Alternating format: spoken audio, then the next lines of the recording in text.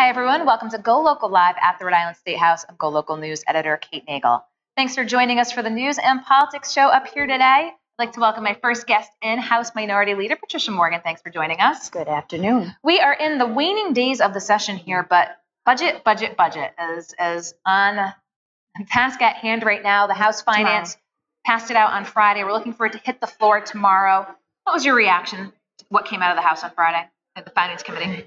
It's nearly $9.6 billion. Our budget has continued to grow, this time by another better than $300 million. And at some point, we have to stop that. We're a small state. We have 1 million people, and we're asking that 1 million people to spend $9.6 billion for government. Too much. What did you think in particular? I'm going to have the governor on next and ask about this. She had looked for an expansion of the medical marijuana compassion centers. What we saw instead was an increase in the fee to the existing ones. Obviously, nothing from the legalization standpoint is likely to happen this session, but looking ahead for the potential for it, what's your sense as to what's taking place in the medical marijuana industry? Yeah, well, two things. They're making I think the fact that they were willing to take a $500,000 increase in their fee means they're making a lot of money. Profits must be very good in the medical marijuana field. The second thing is, I honestly believe that since medical marijuana is legal and it is a medicine that people use for pain, that we ought to have expanded at least 1 or 2 compassion centers down into South County. The fact that that didn't happen makes me think that the people who already have compassion centers didn't want it. Are you keeping a close eye on what happens in Massachusetts? July 1st is the start date for total legalization of recreational marijuana. There's a lot of chatter that folks, even with medical marijuana cards, just might go over to Massachusetts because easier, quicker, or even possibly cheaper. Well, I can't control people's actions. I just know that we don't make decisions on public policy based upon how much revenue Rhode Island gets. That's the wrong way to look at it. We really need to understand all the ramifications of legalizing marijuana. I think looking at these other states that are doing it will give us, giving us good knowledge, good data to make our decisions on. What do you think as to what transpired with the nursing homes, what we saw with the Executive Office of Health and Human Services? We did see the speaker say that no matter what happened in the legal sphere, it was only going to be that 1%, 1.5% increase. Looks like the legal settlement is moving forward. What's your sense of what transpired? I think what they're doing to nursing homes is wrong. Nursing homes take care of the most medically fragile seniors. And because of UHIP and all of the issues surrounding UHIP and jeopardy of clawbacks and not getting their money on time, our nursing homes are financially stressed right now. That's why they went to court. The whole reinvention of Medicaid is a fraud. It never happened. It's a bust. And what is being harmed, or who is being harmed, are the medically fragile seniors, are the providers who take care of folks, and everybody who depends on food stamps and cash assistance. The whole idea that we would further penalize nursing homes because we as a state haven't done a good job, it's tragic. So we're looking to see what takes place tomorrow when the budget hits the floor. What are you expecting amendment-wise? What are you going to hear from the Republican side?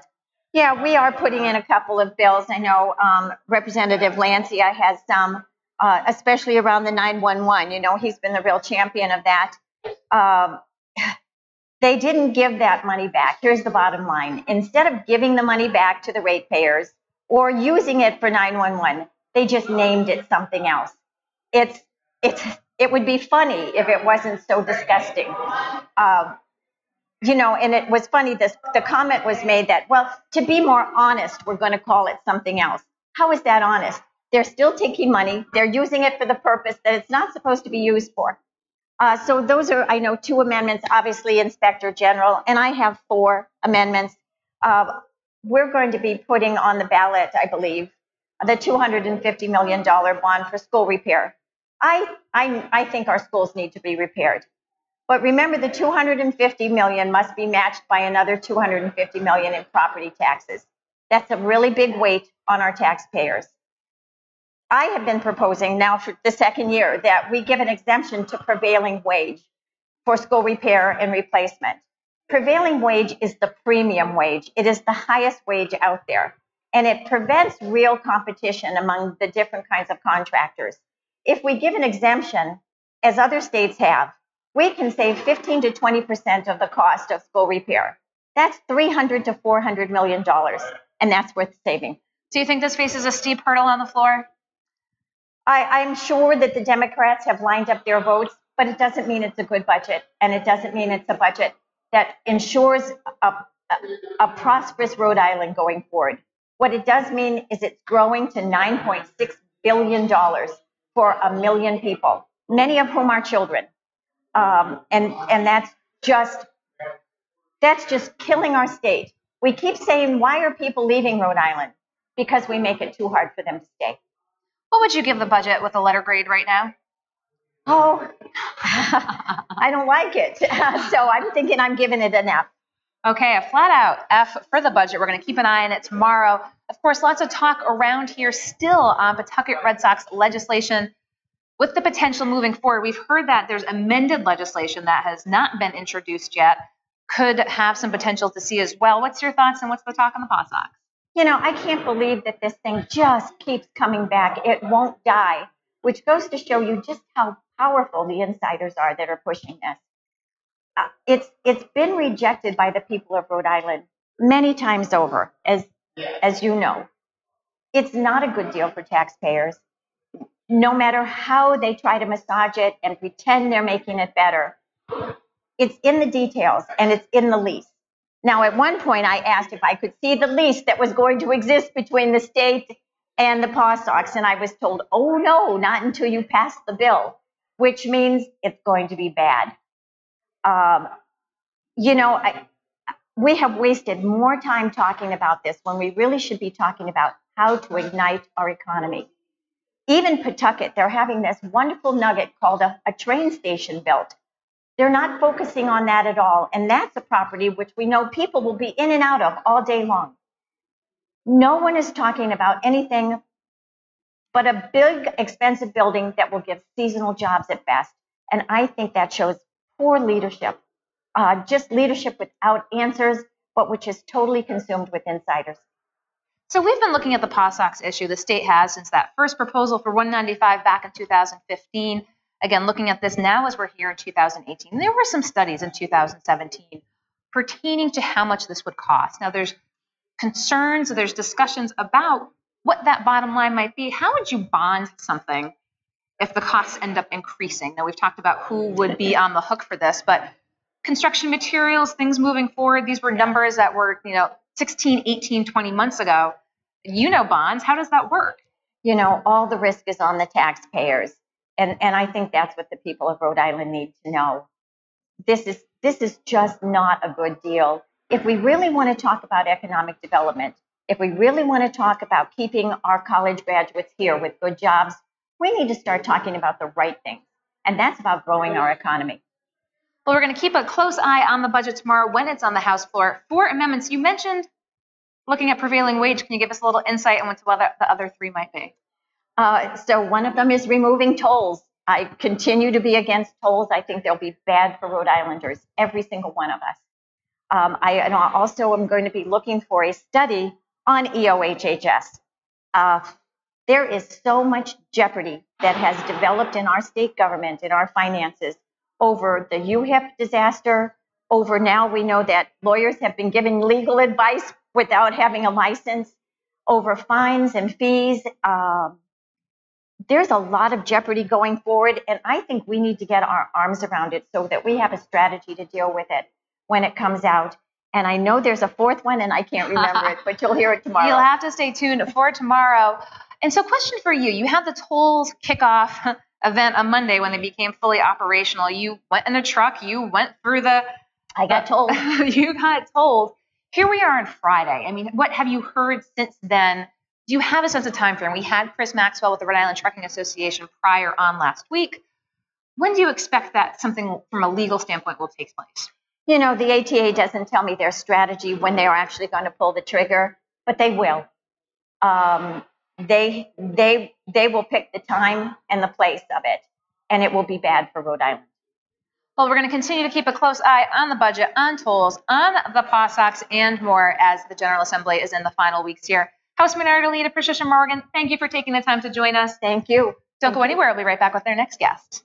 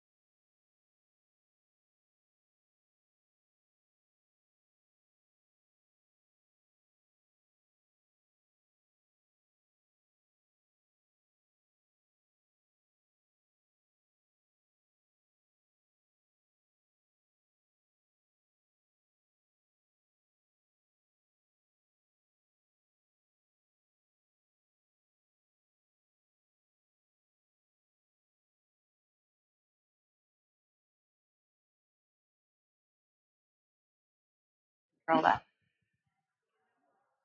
Hi, everyone. Welcome back to the Rhode Island State House for GoLocal Live. I'm GoLocal News Editor Kate Nagel. I would like to welcome in Governor Gina Raimondo. Thank you for joining us today. Thank you, Kate. Thank you. Coming out of the office. Have to start off with the job numbers. Up to 1,200.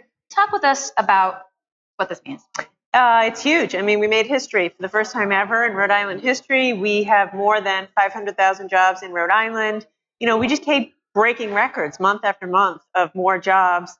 And it just shows that we're on the right path. And of course, there's more work to do, but we have to keep going so everybody in Rhode Island has a chance to get a good job. Do you think we can continue to see this momentum? 1,200 jobs. You've seen the breakdown. What are we really seeing the growth in? Yeah. So the good news is we're seeing growth across all sectors. We're seeing growth in manufacturing and construction.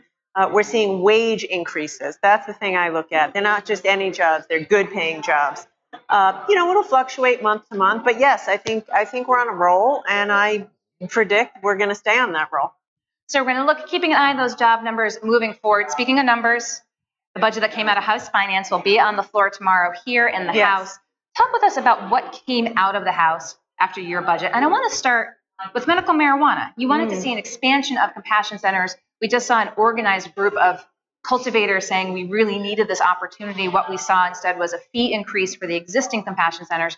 What was your sense when you saw this come out of the House? So first, I would say at a high level, I think it's a good budget. You know, we just talked about the jobs numbers. You don't have good jobs numbers by accident. We have good jobs numbers because we've been doing good work. One of the most important things in that budget is the $250 million school building bond. That's going to enable us to keep putting people to work. And keep our, pedal to the metal on jobs. On the medical marijuana, I was disappointed. I don't think that was the right call. We have a caregiver system, which is really difficult to regulate. We also have to make sure everybody has access to medical marijuana. Massachusetts, I think, is about to go live with recreational. So I would have liked the legislature to do something along the lines of what I proposed, which is an expansion of compassion centers to really kind of clamp down on the caregiver market and professionalize it in the compassion centers. Do you have concerns looking to Massachusetts as they go July 1st online with recreational marijuana? I do. I definitely do. Again, that's why I had hoped the legislature would do something now, because I don't want to be behind the ball. We'll have to take it up again in January, which we will do. But if Massachusetts goes live in July, then, we'll be coming from behind. I had hoped we would act now so we would be not coming from behind. We'll see what happens with marijuana in Massachusetts. Budget aside, things that are still hanging here at the General Assembly, the potential for legislation pertaining to the Pawtucket Red Sox. What we have heard most recently is that there is amended legislation to what had gone before House Finance just weeks ago. Have you seen this amended version? I have not. But as I've said all along, I want the Paw Sox to stay in Pawtucket. We have to protect taxpayers. There's more than one way to skin this cat. I was behind the initial deal. This is a new framework. I think I could be fine with either, assuming taxpayers are protected. So we'll wait and see what comes out. So about that protection, we did hear from you following that House Finance version that came out. Again, this Pawtucket Development Agency backing them. But you said the state ultimately will still be the backstop. Well, the question that they asked me was, is this truly risk-free? And my point was, in life, nothing is truly risk-free. So I think it's an excellent proposal. I think it'll protect taxpayers. But if we're going to be honest, at the end of the day, nothing is truly risk-free. But the reason I want this to happen, I don't look at this as just a ballpark in Pawtucket. I look at it as a piece of the puzzle for Pawtucket's economic development.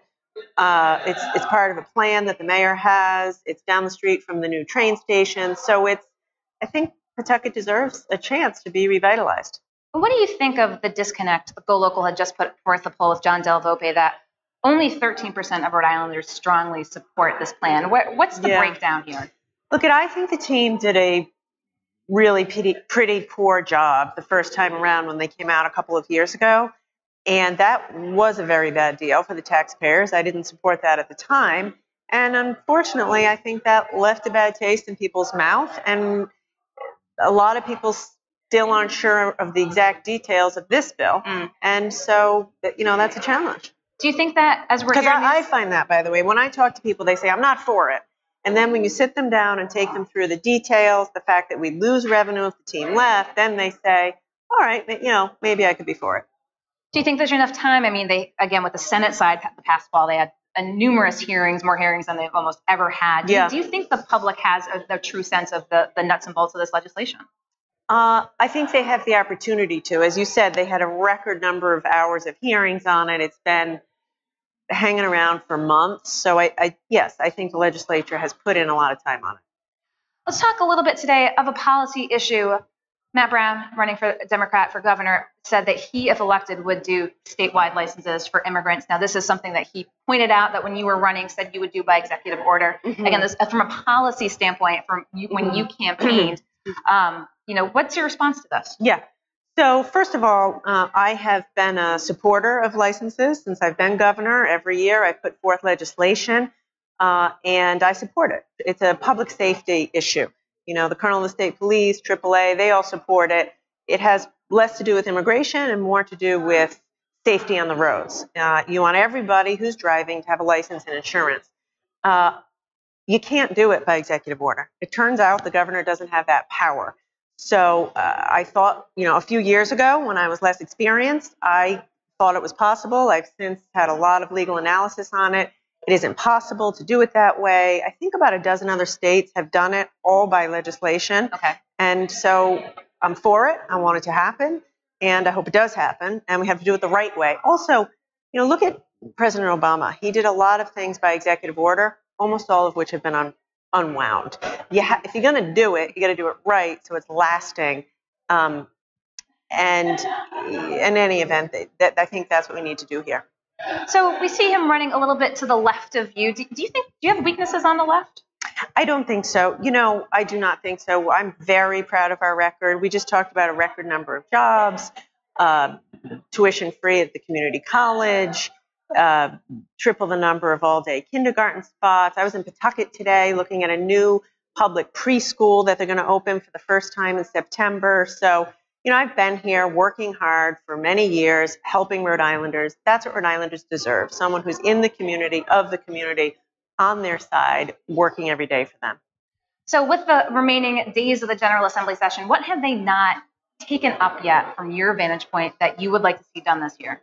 Mental health parity. So there's an important bill weaving its way through the House and the Senate, which I talked about in my State of the State address, which would require insurance companies to cover mental health services the same way they cover medical health. I really would like to see that passed. I talk to people every day, school teachers. I'm talking to so many school teachers who say these kids need access to mental health, and insurance companies aren't paying. So, right now that's probably my top priority of the other things that are weaving their way through the legislature. Any others you want to mention before you scoot down to Newport? No. It's a busy time. I know it's busy. You've got the event down there, the new visitor center. Yes. Lots happening here in the state in the summertime. Keeping an eye on what's going on up here at the State House. Governor Raimondo, I appreciate your taking the time to come on. Thank you, Kate. I'll let you go around the corner. Okay. Okay, thanks. Bye. Just about wraps up another day here at the Rhode Island State House. We look forward to seeing you tomorrow on GoLocal Live.